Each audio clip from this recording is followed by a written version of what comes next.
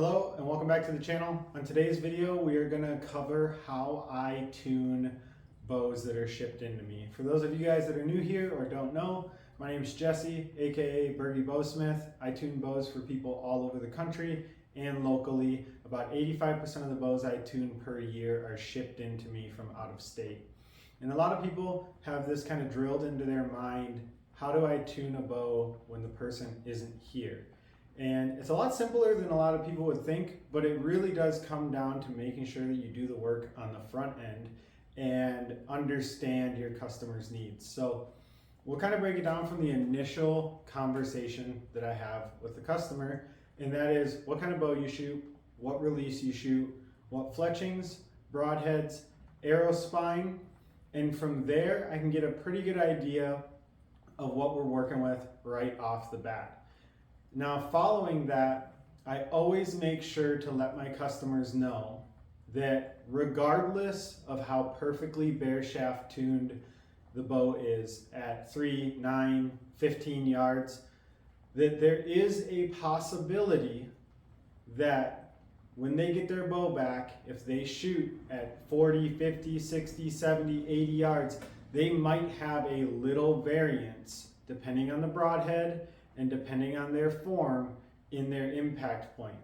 If that happens, give me a call, let's get on a FaceTime or a video chat, and let's break down your form and see how I can help you fix this so that your arrows with your broadheads and your field tips are impacting at your maximum effective range together.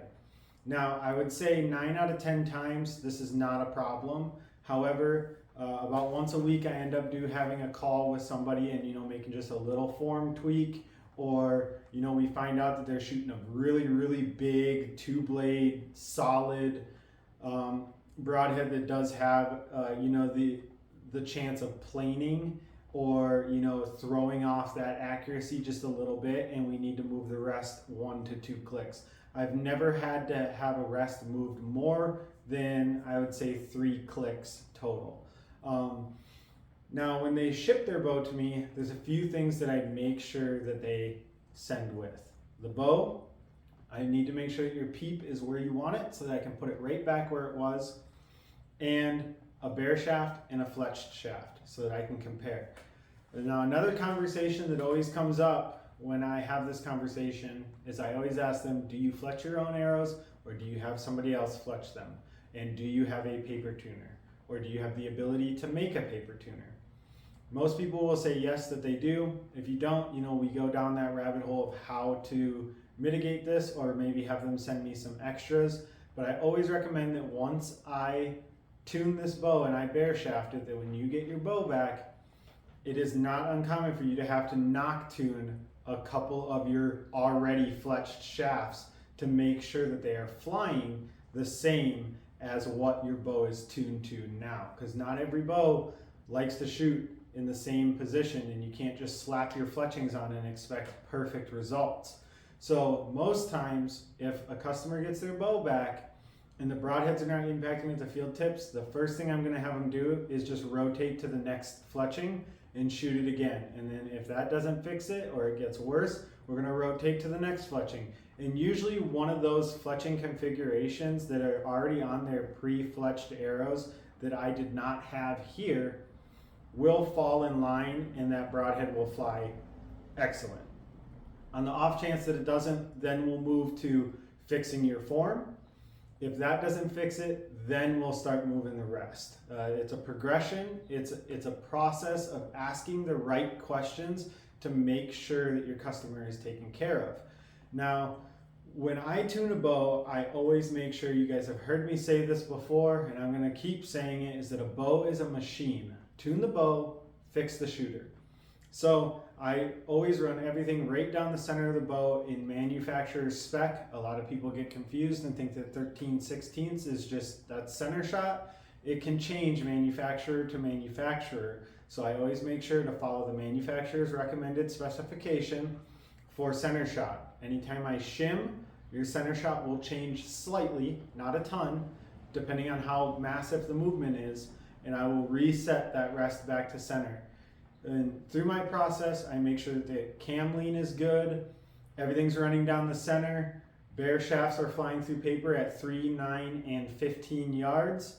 And then I will reset the peep, tie it in, and send the bow back. Another thing that I have recently been starting to do is almost always just requiring that I put new strings on your bow. I use unbound archery strings. They're the only strings in the industry right now that I can trust with 100% confidence that they are going to be absolutely perfect and they're not going to stretch when I send the bow back to you. Nick over at Unbound does a great job. He's a good friend of mine, and I have the utmost confidence in the product that he sends to me. So I like working with them, and I let my customers know that if you really want the most out of this and you don't want things to move, let's put a new set of strings on. With that being said, that is kind of the 10,000 foot overview of the questions that I ask to make sure that when that bow is getting shipped in, that it is tuned properly and I can send it back out. Now, the other thing that I get a lot is grip pressure. Regardless if you're a high wrist shooter, a low wrist shooter, or more of a neutral grip shooter, all bows can tend to like something a little bit different. But being that I've shot so many bows, I know what bows like certain things on the grip. But as long as the customer themselves is not adding any lateral pressure to the grip, it should bullet hole, no problem. It's when you start adding some lateral pressure that you're going to see those lefts and rights show up, and then that is the situation where I'm going to sit down with the customer and work on their grip to help them get into a more repeatable and consistent grip pressure so that they have the success in the field that they want. That conversation usually comes up if their broadheads are grossly off at 30 yards, then we know that there's probably a grip issue because the bow is set up where it wants to shoot. Now, there are always going to be people that need to fine tune and tweak little things to fit their personal needs. And I am not saying that I can do that remotely.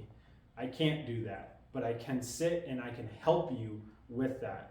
One thing that I offer with my services is when I'm done tuning the bow and you get that bow back in hand, I'm not just going to ghost you and not talk to you until you want to give me more money. I'm going to work with you and help you until you are absolutely confident in your setup. Out of all the bows I've tuned in the last handful of years, I have only had 2 callbacks, and they were 3 to 4 years ago, and we got it all taken care of within hours of those callbacks happening. And I've tuned a lot of bows. So with that being said, I know that this method works, and I know that it's unconventional, and that the industry has drilled into the average consumer's head that you have to be the one to shoot the bow. But if you're shooting with a neutral grip and no lateral pressure on that grip and everything is tuned right down the middle of the bow, I promise you your efficiency and your accuracy and your forgiveness is going to be much better than if you tune to poor form or bad habits that a shooter has. I would much rather make sure that the bow is set up perfectly and fix the shooter. I hope that answers some questions. If you guys like content like this, feel free to subscribe to the channel and leave a comment down below. If you guys want a video on other topics, feel free to drop that in the comment section down below as well, and I'd be more than happy to cover them as they come in. So with that being said, that's the end of today's video, and I hope to see you guys on the next one. Thanks.